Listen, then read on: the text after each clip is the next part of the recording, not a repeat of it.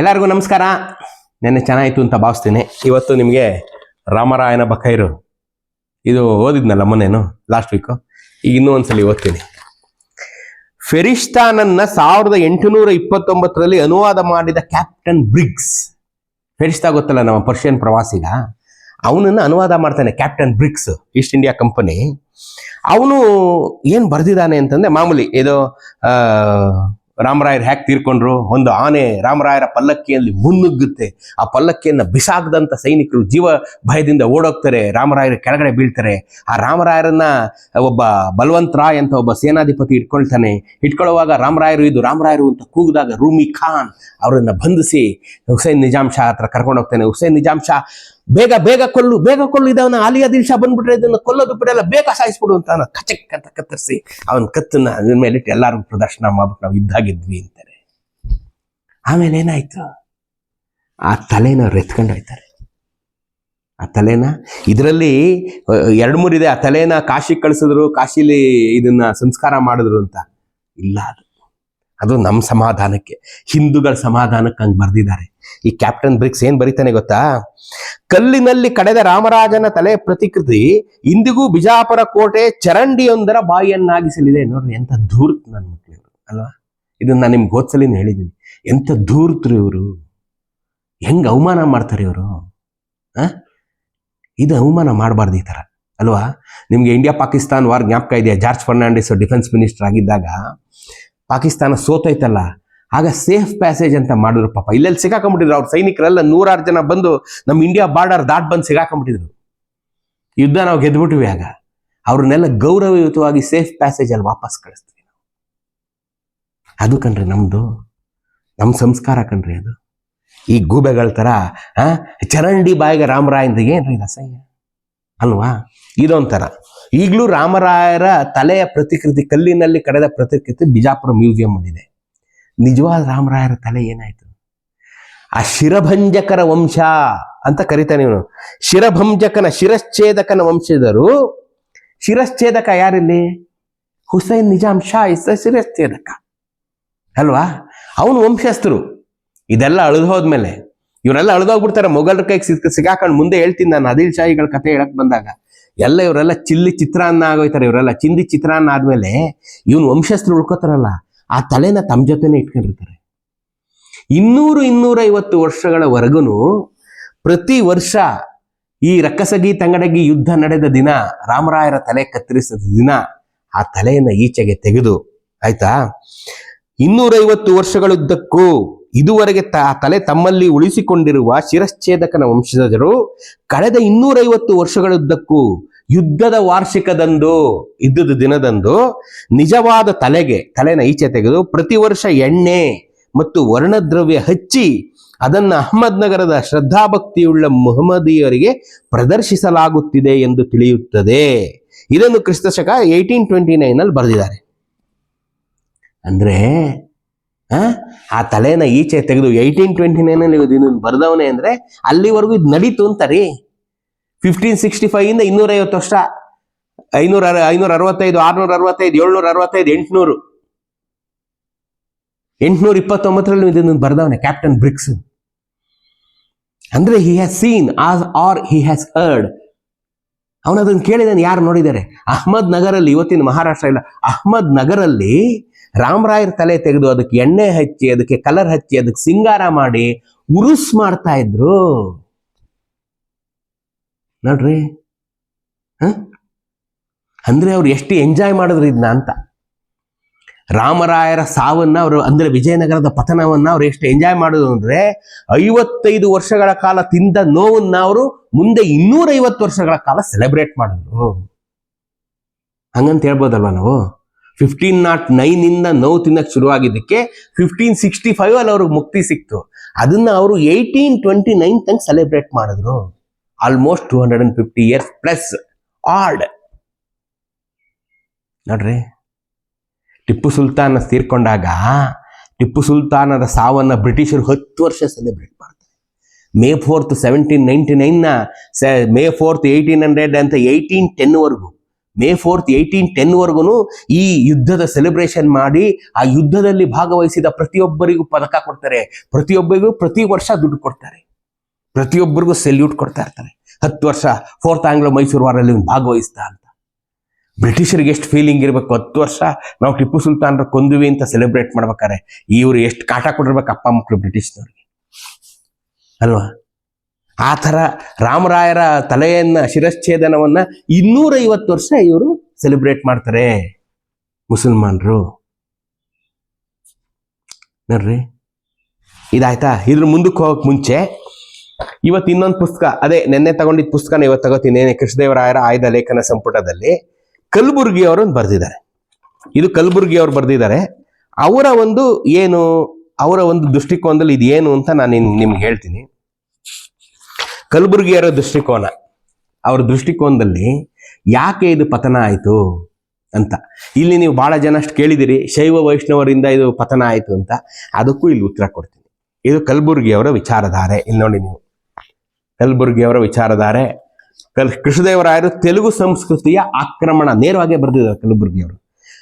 ಕೃಷ್ಣದೇವರಾಯರ ಕಾಲದಲ್ಲಿ ತೆಲುಗು ಸಂಸ್ಕೃತಿಯ ಆಕ್ರಮಣ, ಡಾಕ್ಟರ್ ಎಂ ಕಲಬುರ್ಗಿ. ಆಯ್ತಾ. ಇಲ್ಲಿ ನೋಡಿ ಅವ್ರು ಏನ್ ಹೇಳ್ತಾರೆ, ಇದು ಬಹಳ ಒಂದು ಇಂಪಾರ್ಟೆಂಟ್ ಥಿಂಗ್ ರೀ, ಬಹಳ ಇಂಪಾರ್ಟೆಂಟ್ ಥಿಂಗ್ ಹೇಳ್ತೀನಿ ನಾನು.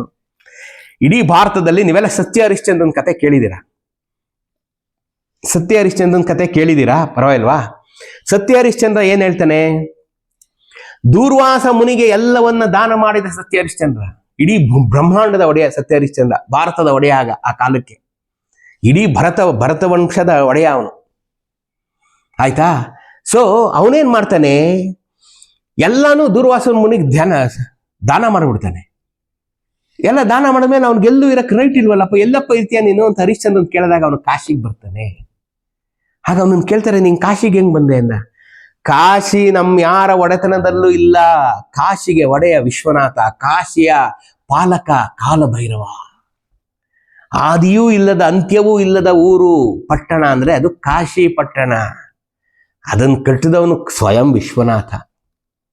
ಹಂಗಾಗೆ ಅದು ವಿಶ್ವನಾಥನಿಗೆ ಸೇರಿದ್ದು, ನನಗೂ ಸೇರಿಲ್ಲ, ದೂರ್ವಾಸನಿಗೂ ಸೇರಿಲ್ಲ.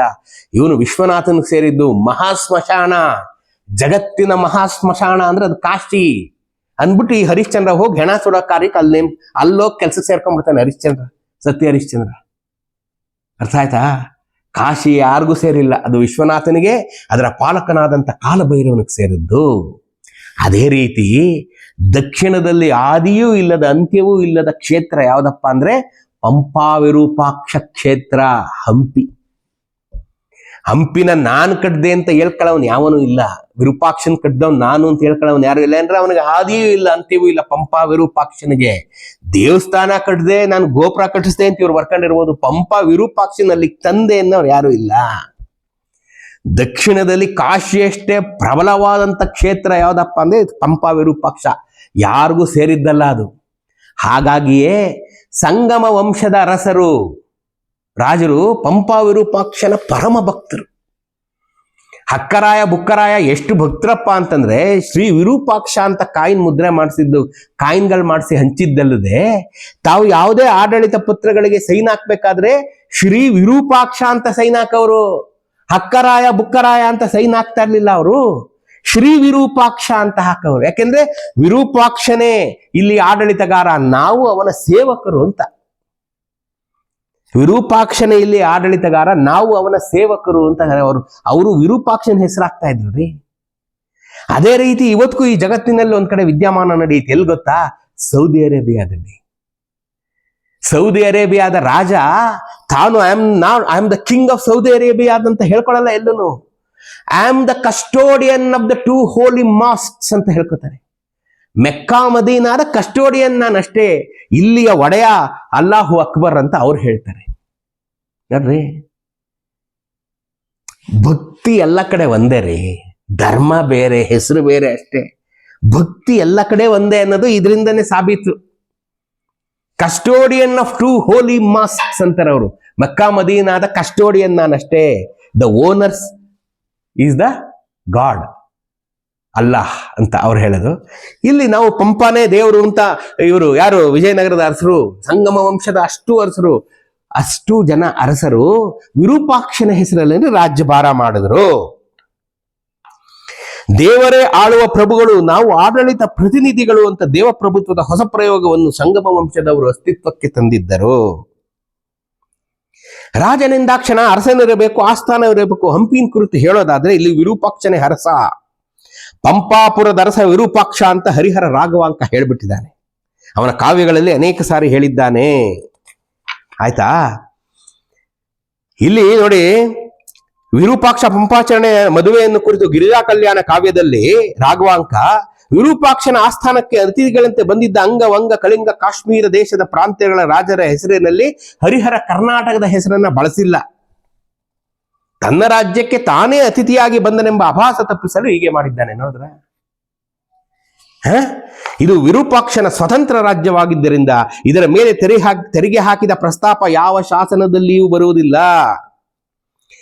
ಹರಿಶ್ಚಂದ್ರನ ಕಾವ್ಯದಲ್ಲಿ ಕಾಶಿ ಮತ್ತು ಹಂಪಿಗಳು ರಾಜರ ಆಳ್ವಿಕೆಯಿಂದ ಮುಕ್ತವೆಂದು, ಆ ಕಾರಣಕ್ಕಾಗಿ ವಿಶ್ವಾಮಿತ್ರನಿಗೆ ರಾಜ್ಯ ನೀಡಿದ ಹರಿಶ್ಚಂದ್ರ ಅವನ ಆಳ್ವಿಕೆಯಿಂದ ಹೊರಗುಳಿದ ಕಾಶಿಗೆ ಬಂದನೆಂದು ಹೇಳಿದ್ದಾನೆ. ನೋಡ್ರಿ ಎಷ್ಟು ಚೆನ್ನಾಗಿದೆ ಇವೆಲ್ಲ ಕೇಳಕ್ಕೆ. ಗೊತ್ತಿತ್ತೇನ್ರಿ ನಿಮ್ಗಿದು? ಗೊತ್ತಿಲ್ಲ. ಇದೇ ರೀತಿ ಹಂಪಿಯೂ ಯಾರ ಆಳ್ವಿಕೆಗೆ ಒಳಪಟ್ಟಿರಲಿಲ್ಲ, ವಿರೂಪಾಕ್ಷನ ಆಳ್ವಿಕೆಗೆ ಒಳಪಟ್ಟಿತ್ತು. ಚಂದ್ರಶೇಖರ ಕವಿ ತನ್ನ ವಿರೂಪಾಕ್ಷಾಸ್ಥಾನ ವರ್ಣನಮ್ಮಲ್ಲಿ ಲೌಕಿಕ ಅರಸನ ಆಸ್ಥಾನದಂತೆ ಅದನ್ನು ಬಣ್ಣಿಸಿದ್ದಾನೆ.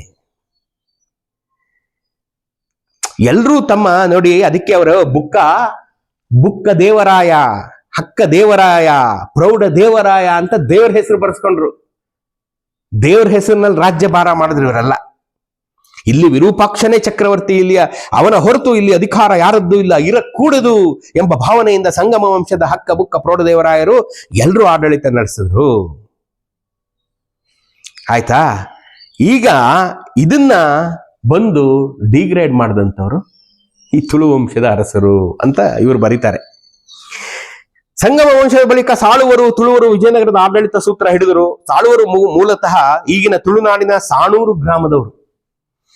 ಸಾಣೂರು, ಸಾಳೂರು, ಸಾಳ್ವರ ಅಂತ ಈ ರೀತಿಯಾಗಿ ಸಾಳ್ವರಿಗೆ ಹೆಸರು ಬಂತು. ಸಾಳುವ ವಂಶ ಅಂದ್ರೆ ಸಾಣೂರು, ಸಾಳೂರು, ಸಾಳುವ ಅಂತ ಹೆಸರು ಬಂತಂತೆ.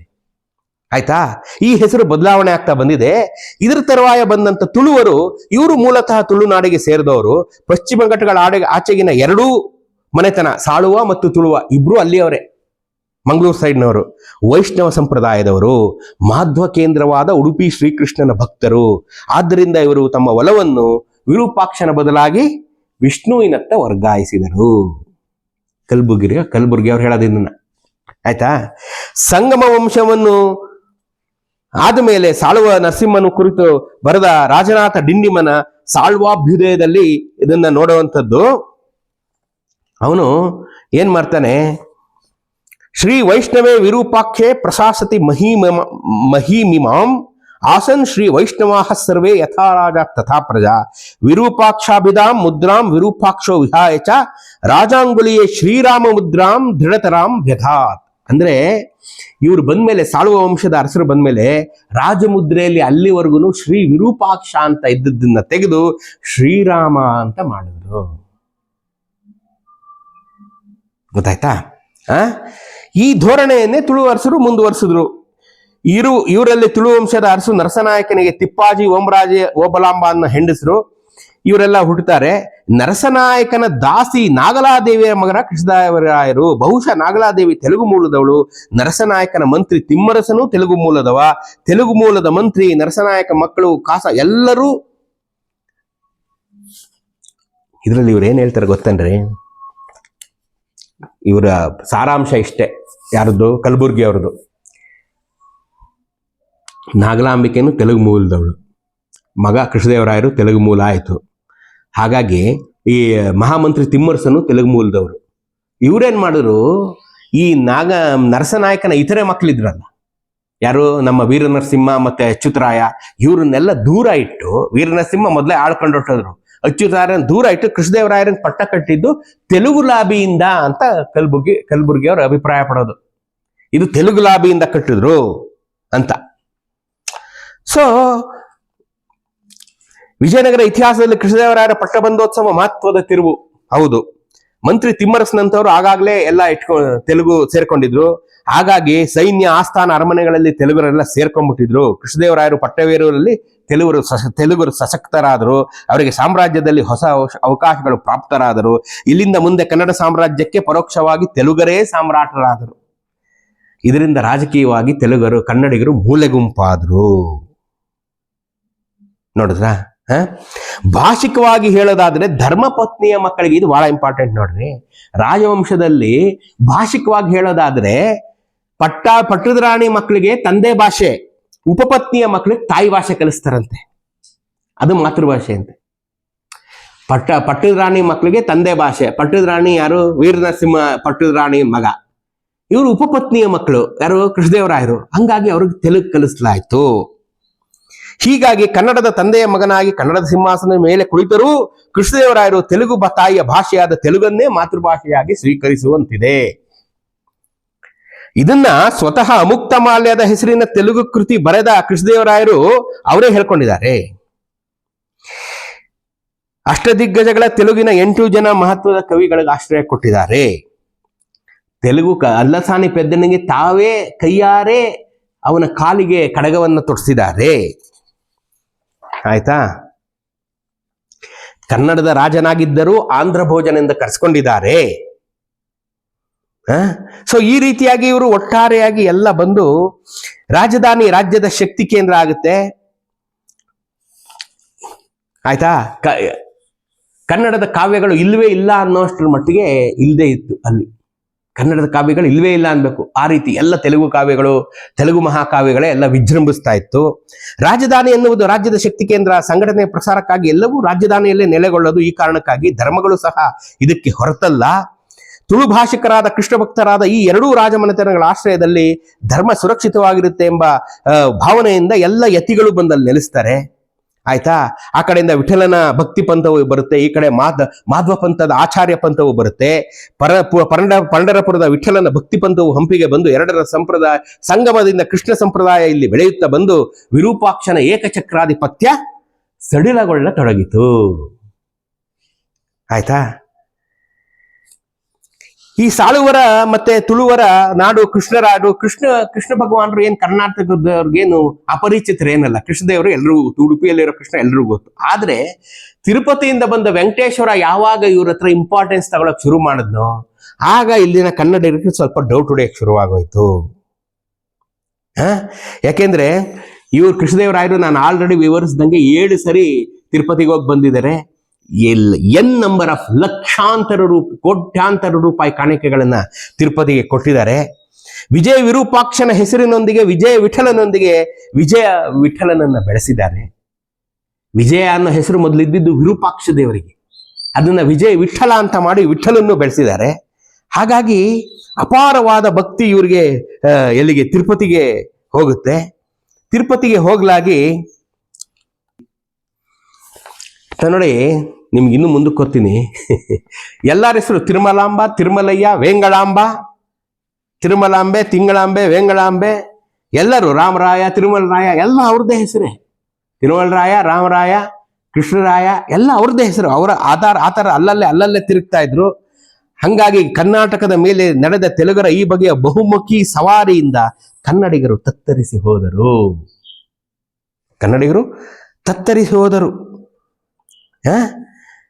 ಯಾವ ಕಾಲಕ್ಕೂ ಗಡಿಗೆ ಹೊಂದಿಕೊಂಡ ಪ್ರಾಂತ್ಯದ ಸಂಬಂಧವೆಂಬುದು ಮತ್ತೆ ಮತ್ತೆ ಕಾಡುವ ತಲೆಬೇನೆ ಸ್ವರೂಪದ್ದು.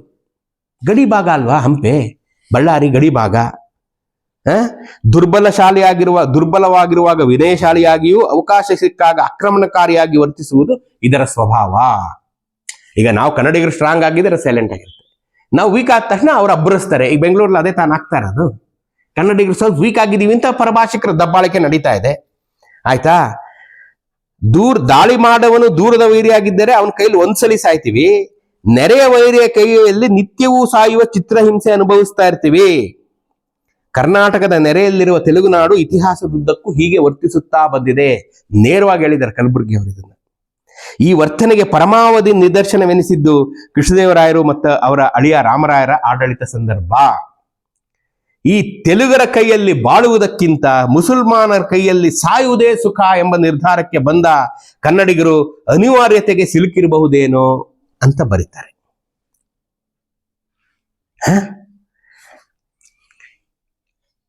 ಆಕ್ರಮಣದಿಂದ ಶೈವ ಸಂಸ್ಕೃತಿಯನ್ನು ರಕ್ಷಿಸುವ ಏಕೈಕ ದಾರಿ ಕಂಡುಕೊಳ್ಳುವ ಸಲುವಾಗಿ ಕನ್ನಡಿಗರು ಆದಿಲ್ ಶಾಹಿಗಳೊಂದಿಗೆ ಕೈ ಜೋಡಿಸಿದರು.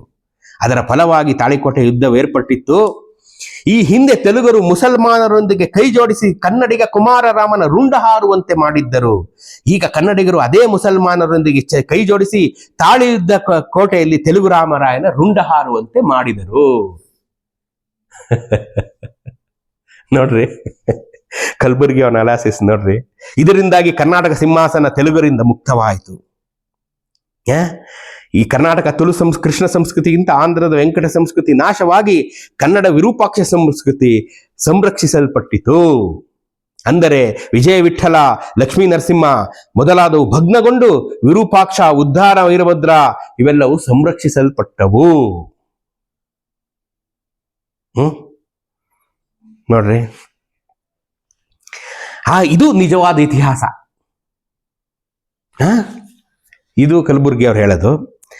ಆಧುನಿಕ ಕಾಲದಲ್ಲಿ ಮೊದಲು ಕರ್ನಾಟಕದ ಇತಿಹಾಸ ಬರೆದವರು ವೈದಿಕ ಪರಂಪರೆಯವರು. ಕೃಷ್ಣದೇವರಾಯರಿಂದ ಅಪಾರ ಪ್ರಮಾಣದ ಆಶ್ರಯ ಪಡೆದಿದ್ದ ಇವರು ನಿಜ ಇತಿಹಾಸವನ್ನು ಕೈಬಿಟ್ಟು ಅದೇ ಕಾಲದಲ್ಲಿ ಅವರನ್ನು ವೈಭವೀಕರಿಸಿದ್ದರು. ಆಧುನಿಕ ಕಾಲದಲ್ಲಿ ಇತಿಹಾಸ ಬರೆದವರು ಈ ಪರಂಪರೆಯ ವಿದ್ವಾಂಸರಾಗಿದ್ದರು. ಸಹಜವಾಗಿಯೇ ಕೃಷ್ಣದೇವರಾಯರಿಂದ ಕರ್ನಾಟಕಕ್ಕೆ ಆಗಿದ್ದ ಅನ್ಯಾಯವನ್ನು ಮತ್ತೂ ಕೈಬಿಟ್ಟು ಅವರನ್ನು ಕರ್ನಾಟಕದ ಹಿತರಕ್ಷಕರೆಂದು, ತಾಳಿಕೋಟೆಯ ಕಾಳಗವು ಹಿಂದೂ ಮುಸಲ್ಮಾನರೊಂದಿಗೆ ನಡೆದ ಕಾಳಗವೆಂದು ಚಿತ್ರಿಸಿದರು. ನಿಜ ಸ್ಥಿತಿ ಎಂದರೆ ಕೃಷ್ಣದೇವರಾಯರಿಂದ ಕರ್ನಾಟಕ ಸಂಸ್ಕೃತಿಗೆ ಬಹಳಷ್ಟು ಹಾನಿ ಮಾಡಿದ್ದು ತಾಳಿಕೋಟೆ ಕಾಳಗವು ನಿಜ ಅರ್ಥದಲ್ಲಿ ಕನ್ನಡಿಗ ತೆಲುಗರೊಂದಿಗೆ ನಡೆದ ಕಾಳಗವೆಂದು ಸತ್ಯವನ್ನು ದಾಖಲಿಸಬೇಕಾಗಿದೆ. ನೋಡ್ರಿ, ರಕ್ಕಸ್ತಂಗಡಿಗೆ ಯುದ್ಧ ಮುಸಲ್ಮಾನರು ಹಿಂದೂ ವಿರುದ್ಧ ಅಲ್ಲ, ಇದು ಕನ್ನಡಿಗ ವರ್ಸಸ್ ತೆಲುಗು ಯುದ್ಧ. ಹೆಂಗೆ ಆಯ್ತಾ? ಅವರು ಆರಂಭಿಸಿದ ಕನ್ನಡ ವಿರೋಧಿ ತೆಲುಗು ಪರ ತಂತ್ರದ ದುಷ್ಪರಿಣಾಮವೆಂಬಂತೆ ಇಂದು ಬಳ್ಳಾರಿ, ರಾಯಚೂರು, ಕೊಪ್ಪಳ ಜಿಲ್ಲೆಗಳು ತೆಲುಗರ ವಶವಾಗಿವೆ. ವ್ಯಾಪಾರ, ರಾಜಕಾರಣ ಇತ್ಯಾದಿ ಅವರ ಕೈ ಸೇರಿವೆ. ತುಂಗಭದ್ರಾ ಅಣೆಕಟ್ಟು ಸಿದ್ಧವಾಗಲು ತೆಲುಗು ಕನ್ನಡಿಗರು ಅಪಾರ ಪ್ರಮಾಣದ ಕನ್ನಡಿಗರ ಭೂಮಿನ ತೆಲುಗು ಖರೀದಿಸ್ಬಿಟ್ರು. ಒಂದು ಅರ್ಥದಲ್ಲಿ ಅವರು ಕನ್ನಡಿಗರ ಹೊಲ ಖರೀದಿಸಲಿಲ್ಲ, ನೆಲ ಖರೀದಿಸರು. ರಾಜಕೀಯವಾಗಿ 3 ಜಿಲ್ಲೆಗಳನ್ನು ಶಾಸಕರಾಗಿ, ಸಂಸದರಾಗಿ ಎಲ್ಲ ಹಿಡ್ಕೊಂಡು ತೆಲುಗರೇ ಆಳ್ತಾ ಇದ್ದಾರೆ. ಇದು ಕರ್ನಾಟಕದ ದೈವ ವಿರೂಪಾಕ್ಷನ ಆಚಾರ್ಯರಾಗಿಯೂ ಸಹ ತೆಲುಗರೇ ಮುಂದುವರೆದಿದ್ದಾರೆ. ಇವೆಲ್ಲವೂ ಬೇರುಗಳು ಕೃಷ್ಣದೇವರಾಯರು ಅವರಿಗೆ ಮಾಡಿಕೊಟ್ಟ ಅವಕಾಶಗಳಲ್ಲಿ ಅಡಗಿವೆ. ನೋಡ್ರಿ, ಇದು ನೇರವಾಗಿ ಕಲಬುರ್ಗಿ ಅವರು ಈ ತರ ಬರೆದಿದ್ದಾರೆ. ನನಗೇನನ್ಸುತ್ತೆ, ಇದು ಶೈವ ವೈಷ್ಣವರ ಜಗಳದಲ್ಲಿ ಈ ದೇವಸ್ಥಾನ ಎಲ್ಲ ಒಡೆದಾಯ್ತು ಅಂತ ಬರ್ದಲ್ಲ. ನಿಜವಾಗ್ಲೂ ನಾವ್ಯಾರು ಅದನ್ನ ನೋಡಿಲ್ಲ. ಯಾರು ಹೊಡೆದ್ರು, ಯಾರು ಯಾಕೆ ಬಿಟ್ರು ಅಂತ ನಿಜವಾಗ್ಲೂ ನಮ್ಗೆ ಗೊತ್ತಿಲ್ಲ. ಇವರು ಇದನ್ನ ಓದಿದಾಗ ನನಗೇನನ್ಸುತ್ತೆ ಅಂದ್ರೆ, ಈ ಶೈವರು ಯುದ್ಧದಲ್ಲಿ ತಟಸ್ಥ ನೀತಿ ಅನುಸರಿಸ್ಬಿಟ್ರು. ಗಪ್ಚುಪ್ ಭಾಗೋ ಅಂತ ಎತ್ಕೊಂಡು ಹೊಟ್ಟೋದ್ರು ಅನ್ಸುತ್ತೆ. ಸಪೋರ್ಟ್ ಮಾಡಲಿಲ್ಲ ಅಂತ ನನ್ಗನ್ಸುತ್ತೆ. ಶೈವರು ಸಪೋರ್ಟ್ ಮಾಡಲಿಲ್ಲ ವಿಜಯನಗರನ, ಒರ್ಸ್ಕಳ್ಳಿ ಬಿಡು ಅಂತ ಸುಮ್ ಕೂತ್ಬಿಟ್ರೋ ಏನೋ ಅಂತ ನನ್ನ ಪರ್ಸನಲ್ ಫೀಲಿಂಗು, ನನಗೆ ಗೊತ್ತಿಲ್ಲ. ಇನ್ನು ಮುಂದಕ್ಕೆ ಇನ್ನೂ ಇಂಟ್ರೆಸ್ಟಿಂಗ್ ಥಿಂಗ್ಸ್ ನಾಳೆಯಿಂದ. ಇವತ್ತಿಗೆ ಇಂದಿಲ್ಲಿಗೆ ವಿಜಯನಗರದ ಕತೆ ಮುಗಿಯಿತು. ಹಂಗಾರೆ ನಾಳೆಯಿಂದ ಏನು? ನಾಳೆಯಿಂದ ತೆಲುಗರ ಕತೆ, ಪೆನುಕೊಂಡೆಯ ಕತೆ, ಚಂದ್ರಗಿರಿಯ ಕತೆ. ವಿಜಯನಗರ ಸಾಮ್ರಾಜ್ಯ ಇನ್ನೂ 100 ವರ್ಷ 1680ರವರೆಗೂ ಇರುತ್ತೆ. ಆದರೆ ವಿಜಯನಗರದ ಅರಸರು ಇನ್ನೆಂದಿಗೂ ತಮ್ಮ ಜೀವಮಾನದಲ್ಲಿ ತುಂಗಭದ್ರೆಯ ನೀರನ್ನ ಕುಡಿಯಲಿಲ್ಲ, ವಿರೂಪಾಕ್ಷನನ್ನ ಪೂಜಿಸಲಿಲ್ಲ. ಯಾಕೆಂದ್ರೆ ಅವ್ರು ಚಂದ್ರಗಿರಿಯಲ್ಲಿ ಕೂತಿದ್ರು, ತಿರುಪತಿಯಲ್ಲಿ ಕೂತಿದ್ರು, ಪೆನುಕೊಂಡೆಯಲ್ಲಿ ಕೂತಿದ್ರು, ಇತ್ಲ ಕಡೆ ಬರ್ಲೇ ಇಲ್ಲ ಅವರು. ತುಂಗಭದ್ರಾ ನೀರನ್ನೇ ಕುಡಿದೇ ಇರೋರನ್ನ ವಿಜಯನಗರದ ಅರಸರು ಅಂತ ಹೆಂಗ್ ಕರಿತೀರಿ ನೀವು? ಅವರು ಪೆನುಕೊಂಡೆ ಅರಸರು, ಅಲ್ಲಿ ಕೂತ್ಕೊಂಡಿದ್ರು. ಈಗ ನಮ್ದೇ ಸೆಂಟ್ರಲ್ ಗೌರ್ಮೆಂಟ್ ನಮ್ದೇ, ಆದ್ರೆ ಅವ್ರು ನಮ್ಮವರಲ್ಲ. ಅವ್ರೆಲ್ಲೋ ಡೆಲ್ಲಿಲಿ ಕೂತ್ಕೊಂಡಿದ್ದಾರೆ. ಕಾಲಕ್ಕೆ ಕಪ್ಪ ರಿಸೀವ್ ಮಾಡ್ಕೊತಾ ಇದ್ದಾರೆ. ಕಪ್ಪ ಕಾಣಿಕೆ ಟ್ಯಾಕ್ಸ್ ಮಾತ್ರ ನಾವು ಕಟ್ತಾ ಇದೀವಿ ಅಷ್ಟೇ. ಇವರು ಪೆನುಕೊಂಡೆಯಲ್ಲಿ ಕೂತ್ಕೊಂಡು ಟ್ಯಾಕ್ಸ್ ತಗೊಂಡ್ರು ನಮ್ಮ ಹತ್ರ ಅಷ್ಟೇ. ಇಲ್ಲಿ ಯಾವತ್ತೂ ತಲೆನೇ ಹಾಕ್ಲಿಲ್ಲ. ಇಲ್ಲಿ ನೀವು ಅಬ್ಸರ್ವ್ ಮಾಡಿ, 1565 ಆದ್ಮೇಲೆ ಕರ್ನಾಟಕದಲ್ಲಿ ಸಿಕ್ಕ ವಿಜಯನಗರದ ಶಾಸನಗಳೆಷ್ಟು? 1565 ಮುಂಚೆ ಕರ್ನಾಟಕದಲ್ಲಿ ಸಿಕ್ಕ ವಿಜಯನಗರದ ಶಾಸನಗಳೆಷ್ಟು? ತುಲನೆ ಮಾಡಿ ನೋಡಿ, ನಿಮ್ಗೆ ಗೊತ್ತಾಗುತ್ತೆ ಅಲ್ವಾ? ಇದೆಲ್ಲ ಮಿಕ್ಕಿದ್ ಬಹಳ ಇಂಟ್ರೆಸ್ಟಿಂಗ್ ಥಿಂಗ್. ನಾಳೆಯಿಂದ ಶುರು ಮಾಡ್ತೀನಿ.